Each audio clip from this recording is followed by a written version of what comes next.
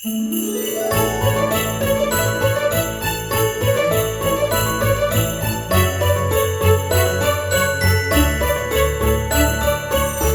and welcome to a very explosion over Christmas, our podcast dedicated to the merriest of holidays. The festive season with films about Santa Snow being left home alone, the time of year we struggle to decide what Christmas content to watch, which is where we come in. I'm your host, Ash Hobley, and helping me grow my heart three sides of Christmas cheer is Dylan Blight. Oh, alright, on this episode of A Very Explosion Over Christmas, we're talking about the new Netflix Christmas film, My Secret Santa, which a woman pretends to be Santa, or more like a ski resort against Santa. Anyway, pretty woke either way. It's pretty woke movie. Let's dive in. Please be aware we'll be freely discussing anything and everything about the plot themes and ending of the movie. So if you have watched it, come back later. With that said, let's talk about My Secret Santa. You guys, I have an idea. Okay, let me understand this. You want us to make you into an old man so you can get a job as Santa Claus at the ski resort? To get your daughter half-price snowboard lessons? Let's see it. Merry Christmas to all! Okay. And to all a good night. Hey, I was wondering if you could help me out with something. Maybe you know a place to get a good cup of hot chocolate? Does this sort of thing usually work for you? All the time. My life is kind of a balancing act right now. Merry Christmas, everyone! I'm just not dating. Got it. Uh-oh. It's time for Santa to be the reindeer. Oh, pardon me. Santa, I would like for you to meet Matthew Lane, general manager of this hotel. You dropped your pink unicorn chapstick. You try riding a sleigh at 10,000 feet. Lucky I have lips at all. Directed by Michael Rohl, starring Alexandra Breckenridge, Ryan Eggold, Mowry. After losing a job, desperate single mother Taylor resorts to disguising herself as an elderly man to get hired as a local ski resort Santa Claus for the holidays. Things become complicated when the ski resort manager begins to suspect her, and she falls in love with the owner's handsome son. Dylan, is My Secret Santa a Christmas movie, present, stocking stuffer, or a lump of coal?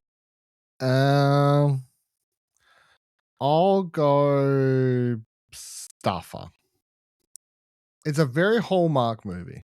Like, it's very generic. It's very, like, I don't know. There's not really a lot to it. It just attempts to hit the emotional beats, but I guess it does them. So it's not a lump of coal. The stuff I think the lead, the main, I don't remember her name, but she makes it work. She brings it as both this lovable mum and also the Santa Claus. So I'm gonna go stuffer.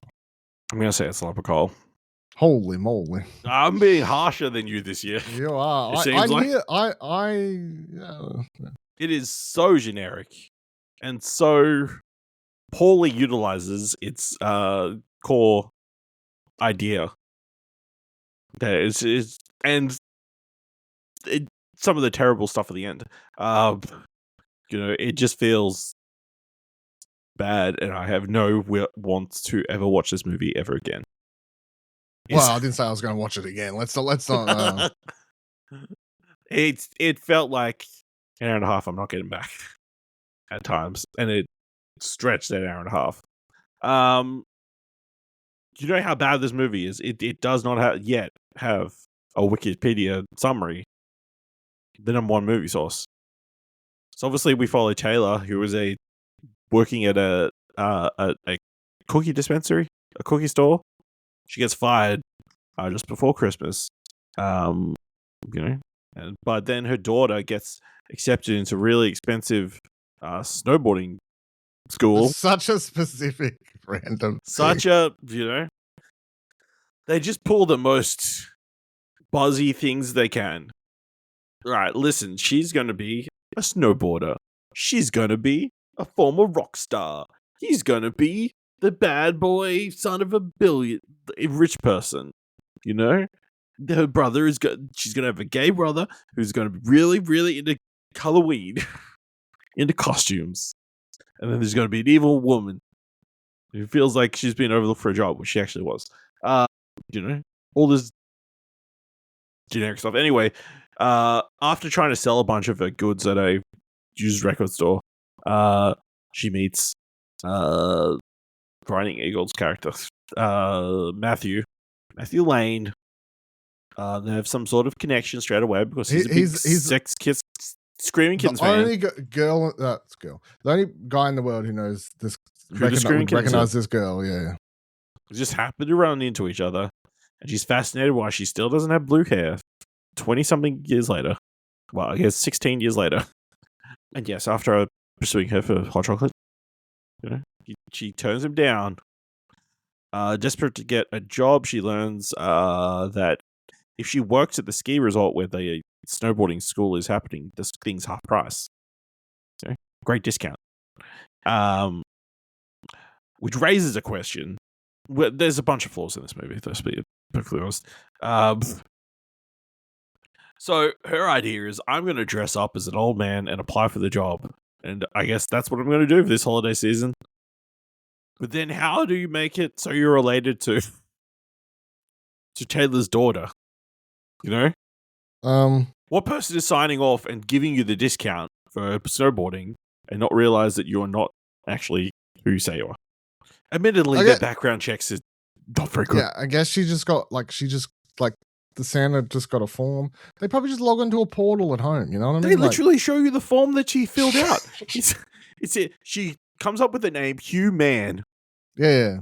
Which apparently is actually a good name because there's a bunch of Hugh Mans. Mm-hmm. A bunch of doped up parents calling the last name Man, calling their son Hugh. I mean, nothing, that part's not too shocking. But then she lists his, I guess, husband, his wife, Mrs. Claus. as Mrs. Claus, but then uses her social security number. Yep. Which is how she gets found out or whatever. Yep. Which is dumb. All you had to do was list her as next of kin or something like that instead. Add a couple of layers between you. But yes, obviously we learned that Matthew Lane is actually the son of the ski resort owner. And after a string of accidents in Italy, he is going to now come work for his dad after being, I don't know, a philandering playboy. Which no part of his character in this film implies that his backstory fits. You know what I mean? Yeah, no. Yeah, he's when you first meet him, and then it says about was it Paris or wherever it says in the crash Italy. Songs? Italy, yeah, it's none of that really ever adds up as a thing he would have done. No. Because he's a super charming guy and does actually want to get the work done. He's actually really trying at this job. If it was an actual douchebag son, who didn't do anything, he'd be trying to cut corners and not doing his job properly and that kind of stuff. We've seen that movie before. But yeah, his backstory did not fit his character at all. Which is, again, a bunch of my problems with this film. And then when she gets the job because she's the one good Santa who shows up to the audition. And then when she is, of course, we get the first thing is, she gets told to get changed in the men's locker room. Mm-hmm. Just make for a weird scene, but yeah. Yeah, where he gets fully naked in front of her and drops chapstick. Yep. Yeah. Those things don't happen at the same time, but yeah. I mean, they happen in pretty similar. Very awkward. But yes, when she is actually being Santa, she is terrible and not doing the job very well. And just telling these children that they need to get other things other than the things that they want. Which is just bad Santa etiquette. Just lie to these kids and tell them that Santa's going to give them what they're going to want for Christmas. Terrible. So she almost getting fired, and then she turns things around by, talking to these kids and saying, hey, what do you actually want for Christmas? what and gets a deep, like, full therapy mode with these kids, revealing the deepest, darkest secrets all of a sudden. I did like the thing, like, where she gets in trouble at first, but it's like, it is funny. It's like, well, then you get the parents in trouble because they're going to go into debt to buy presents, you know? That's not the Sanders problem. But yeah, then she's suddenly talking to all these people and opening their hearts, I guess. You know. Meanwhile, Taylor's like, yes, I'm going to get with Matthew. And of course, that's not going to end well. You know, you could have just waited till the end of the Christmas seasons until you get the job out of the way first, and then, you know, say, listen, I'm busy in this Christmas season. Post Christmas, we can go out on a date. You know what I mean? Would have saved a lot of problems, because naturally it all leads to the event where both Hugh, Santa, and Taylor need to be at the same place at the same time. So what she do? She does the old change in the bathroom, you know, and switching between each other, to the case where everybody's wondering where the other one is constantly. Also, apparently she's doing such a good job that Matthew's going to get the actual job that what's her name actually deserves. She's pissed off. Yeah. So she's going to expose. Her plan is to expose that this Santa is a fake. But every Santa is a fake. This isn't the real Santa. You really had a fraud. Like, how did she think that was going to play out? I don't know. I mean, I was going to be annoyed if she didn't get caught by the end of it, but then, like, she does, so, you know. She does. She gets undone because apparently this dinner is taking place in the middle of daylight because her was in the middle of ski class and took a gnarly fall on his half pipe. And, of course, you know, the bully that she had that, you know, because you had one of those movies, you have to have like a random bully, like picking fun on the poor kid, you know. But she turns out to be a sad girl whose mum's not talking to her very much because I mean, the big reveal is that she is her daughter, but it's all connected. Such a small world. Yeah, she calls the ambulance and then Taylor runs out to the ambulance in full Santa getup, starts talking to her daughter in her normal voice, and then proceeds to rip off the mask to reveal herself with incredible flowing hair that looks like it's been stuck inside a mask for the last 10 minutes.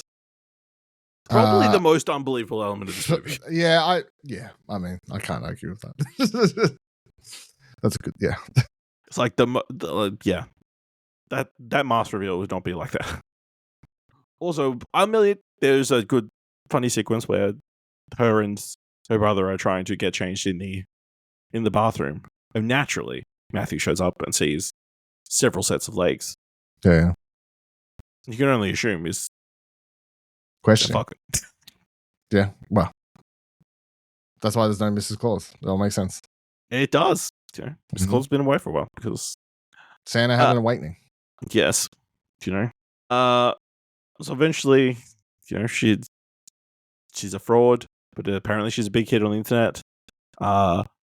Matthew gets to give a big speech at the I don't know, Christmas Eve festival or whatever, and Taylor shows up to give an apology. All's well that ends well. They're doing a bunch of inside jokes, making a bunch of inside references with a giant crowd. Not a good job. And then, of course, they sing a song at the end. Yeah. Which is terrible. Did you see how they were playing those instruments? Their fingers were not moving at all. Come on. Just, if you're not going to actually play the guitar, just, you know, be a singer.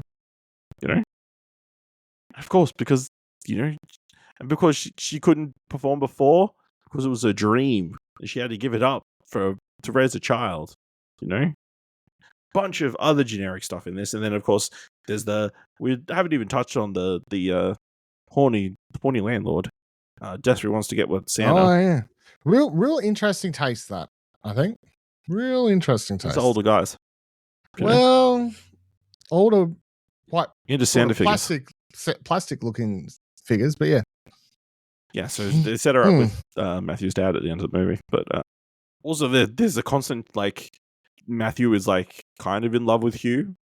There's something in his, like, they've got some, he feels some sort of connection with Hugh that made him question his feelings his sexuality in the entire film. So, yeah. But then it all makes sense. Yeah. But then it all makes sense because, you know.